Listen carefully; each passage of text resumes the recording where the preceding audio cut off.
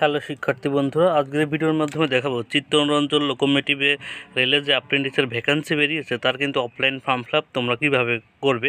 আমাকে অনেকেই রিকোয়েস্ট করছে যে এই ফর্ম ফিল আপটা করে দেখাতে, যার জন্য ভিডিওটি বানানো। তবে অ্যাপ্রেন্টিসের এই লোকোমোটিভের ফর্ম ফিল আপ করার আগে তোমাকে নোটিফিকেশনের দুটো জিনিস তোমাদের একবার দেখিয়ে নিয়ে আসি।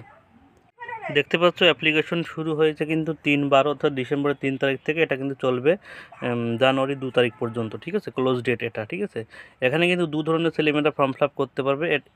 এক ধরনের ছেলেমেয়ে যারা শুধুমাত্র মাধ্যমিক সাথে আইটিআই পাস করেছে তারা, এবং শুধুমাত্র যারা মাধ্যমিক পাস করেছে তারাও কিন্তু এখানে ফর্ম ফিল আপ করতে পারবে, ঠিক আছে? অর্থাৎ শুধুমাত্র 10 ক্লাস পাস করেছে তারাও কিন্তু এখানে ফর্ম ফিল আপ করতে পারবে।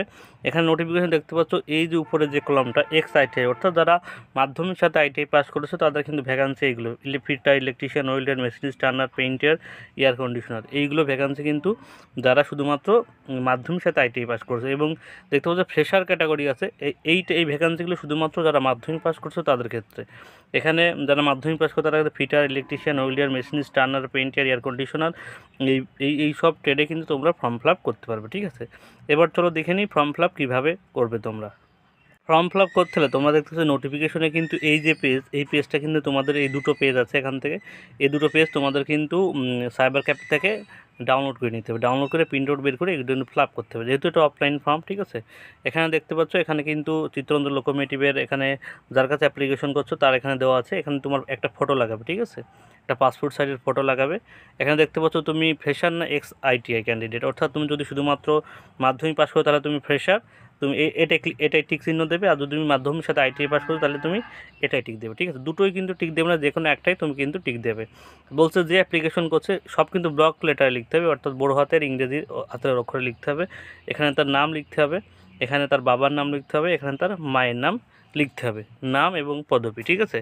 আমি ডেসক্রিপশন বক্সে এই নোটিফিকেশনের লিঙ্ক দিয়ে দেবো, সেখানে তোমরা আমার হোয়াটসঅ্যাপ গ্রুপে জয়েন হয়ে দেবো, সেখানে কিন্তু এই নোটিফিকেশন তোমরা পেয়ে যাবে, ঠিক আছে? এবার ডেট অফ বার্থ, তোমার যে ডেট অফ বার্থ আছে সেই ডেট অফ বার্থ, এখানে ডেট, এখানে মান্থ, এখানে ইয়ার তুমি কিন্তু এখানে দিয়ে দেবে, ঠিক আছে? জেন্ডার মেল না ফিমেল এখানে কিন্তু লিখে দেবে। আধার নাম্বার এখানে লিখে দেবে, মেল আইডি এখানে লিখবে, ফোন নাম্বার এখানে লিখবে। এটার কথা বলি, এখানে মেল আইডি এবং phone number, current mail ID এবং ফোন নাম্বার দেবে। তোমাদের সঙ্গে যোগাযোগ কিন্তু মেল আইডি ফোন নাম্বারের সাথেই হবে, ঠিক আছে? পার্মানেন্ট অ্যাড্রেসের যে ঠিকানা, এখানে ভিলেজ, পোস্ট, ঠিক আছে, ডিস্ট্রিক্ট, জেলা, পিন, পুরো অ্যাড্রেস কিন্তু এখানে তোমরা লিখে দেবে। ন্যাশনালিটি ইন্ডিয়ান, রিলিজিয়ন অর্থাৎ তুমি কোন ধর্মের সেটা তুমি লিখবে, হিন্দু হলে হিন্দু, মুসলিম হলে মুসলিম, বা অন্য কোনো ধর্মের হলে সেই ধর্মটা তুমি এখানে লিখবে। বলছে কমিউনিটি এসসি এসটি ওবিসি না ইডাব্লিউএস, ঠিক আছে? এখানে এসসি হলে এসসি, ইউআর হলে ইউআর, যার যেটা সেটা এখানে লিখে দেবে। বলছে এবার বলছে weather claiming under ex serviceman যদি হয়ে দাও, এস হলে ইয়েস, নো হলে নো। এক্স সার্ভিসম্যান তার ডিটেলস কিন্তু এখানে দিতে হবে। এখানে এবার কেউ যদি ডিজেবল হয় এখানে ইয়েস করবে, এবং কত পার্সেন্টেজ ডিজেবল সেটা কিন্তু এখানে লিখতে হবে, ঠিক আছে? আর যদি না হয় তাহলে কিন্তু এটা লিখতে হবে না, ঠিক আছে? বলছে পেজ নাম্বার 2-এ, এটা কিন্তু পেজ নাম্বার 2-তে আমরা চলে আসলাম।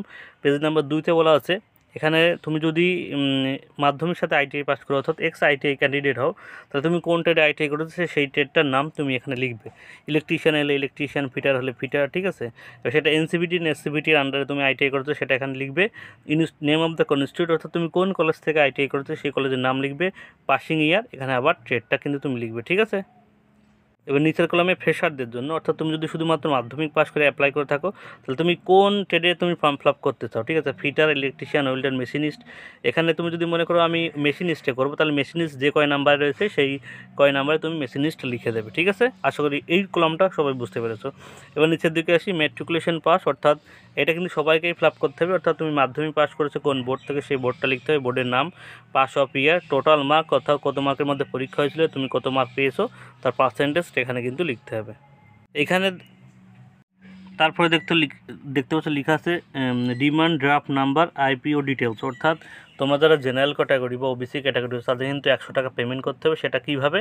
সেটা কিন্তু যে কোনো ব্যাংক থেকে 100 টাকার একটা ড্রাফট কাটতে হবে। সেটা তুমি পোস্ট অফিস থেকে করতে পারবে, বা অন্য কোনো ব্যাংক থেকেও 100 টাকার একটা ড্রাফট তুমি কিন্তু কাটবে, ঠিক আছে? তবে কোন ব্যাংক থেকে কাটছো সেই নামটা, সেই ব্যাংকের নাম তুমি এখানে দেবে। ডেট অফ ইস্যু, অর্থাৎ কত তারিখে ড্রাফটটা কেটেছো সেই তারিখটা তুমি কিন্তু এখানে দেবে, ঠিক আছে। এই ব্যাংক থেকে কিন্তু তোমাদের কিন্তু 100 টাকার ড্রাফট কাটতে হবে যারা SC ST, সরি, যারা জেনারেল এবং OBC ক্যান্ডিডেট আছো। আর SC হলে তোমাদের কিন্তু এই দুটো কলমে কিছু করতে হবে না, ঠিক আছে।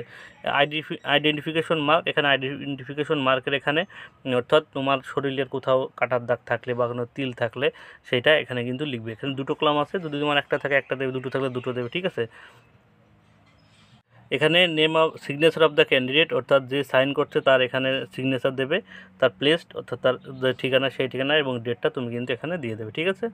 তারপরে দেখতে পাচ্ছ নিচের দিকে ফরম্যাট আছে। SC ST হলে দেখতে পাচ্ছ এই ফরম্যাটটা করতে হবে এবং OBC ক্যান্ডিডেট হলে তাদের কিন্তু ফরম্যাটটা নিচের দিকে আছে, ঠিক আছে। সব কিন্তু তোমরা এই নোটিফিকেশনের মধ্যে পেয়ে যাবে। আমি ডেসক্রিপশন বক্সের নোটিফিকেশনের লিঙ্ক দিয়ে দেবো, সেখানে তোমরা নোটিফিকেশনটা পেয়ে যাবে, ঠিক আছে। এইগুলো তোমরা কিন্তু করবে, ঠিক আছে। একটা কথা বলি, তোমরা যারা SC ক্যান্ডিডেট আছো এখন কিন্তু শুধুমাত্র স্টেট গভর্নমেন্টেরটা দিলেও কিন্তু ফর্ম ফিল আপ হবে, ওটা কোনো সমস্যা নেই। তোমার যখন ডকুমেন্ট ভেরিফিকেশন ডাকে তুমি তখন সেন্ট্রাল গভর্নমেন্টেরটা লাগবে, ঠিক আছে। এবং যারা OBC ক্যান্ডিডেট আছে তাদের কিন্তু এখনই কিন্তু সেন্ট্রালাইজ করে নিতে হবে, ঠিক আছে। এবং অ্যাপ্লিকেশনটা দেখতে পাচ্ছ এই ঠিকানায় তোমাকে কিন্তু পাঠাতে হবে, দেখতে পাচ্ছ এই যে ঠিকানায় একটা খামের মধ্যে এই ঠিকানায় তোমাকে এই ঠিকানায় তোমাকে কিন্তু পাঠাতে হবে, ঠিক আছে। এই দেখতে পাচ্ছ এই ঠিকানাটা, তো এই ঠিকানায় তোমাকে কিন্তু পাঠাতে হবে, অথবা পোস্ট অফিসের মাধ্যমে তোমাকে কিন্তু এটা পাঠাতে হবে। এটা চিত্তরঞ্জন গিয়েও পাঠাতে পারো এবং তুমি পোস্ট অফিসের মাধ্যমে এটা পাঠাতে পারবে, ঠিক আছে। দেখতে পাচ্ছ এই ঠিকানায় তোমাকে কিন্তু পোস্টাল অ্যাড্রেসে তোমাকে কিন্তু পাঠাতে হবে, পোস্টাল অ্যাড্রেস লেখা আছে।